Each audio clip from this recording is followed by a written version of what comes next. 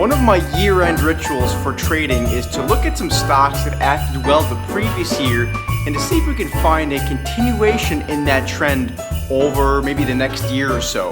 So one of the stocks I'm looking at for 2017 is shares of Facebook, which are both in a well-defined trend and they have a lot of growth prospects still. So let me show you guys just real quick what that looks like right now and what it may look like into 2017. So now looking at shares of Facebook here just through a pure technical lens, you can see that we have a very well-defined pattern of higher lows and higher highs, and that the stock really, in essence, continues to pull back once it's overbought at the upper end of trend, and it tends to bounce back towards the upper end of trend once it reaches oversold conditions. That is a very well-defined range that should act as a good stock for traders and investors, so you can clearly set your stops as well as your profit targets on the upside.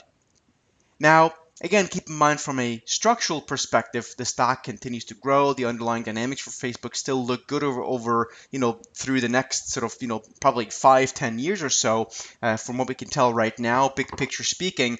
But that, of course, is no guarantee that the stock can't drop lower. What I'm looking at here is more a stock that, from a technical perspective, continues to act well, and I would suspect even if we were to see a deeper drop and a break of this channel, they ultimately would recover once again, considering the dynamics at work. So let's have a look at a couple other things here.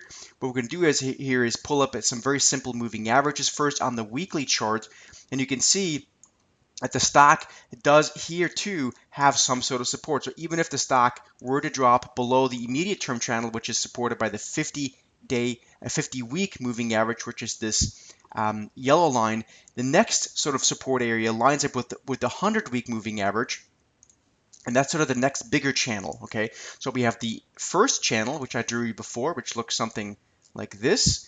Okay, and it has this one as the upper end, and then the second one is a little bit lower. So here too, even if the stock were to drop below this first range, it does have next support near the 100-week moving average, which is the blue line, and also this parallel line down here. So that all holds in very well. Now, if we zoom into the daily chart, lastly, you can see that 50-week moving average basically translates into the 200-day moving average, which is this red line, and that 200-day moving average has acted well as support over the past few years, but now we're starting to see a little bit more difficulty being able to stay above that 200-day moving average, and you can see even the 50 days breaking below the 100-day moving average.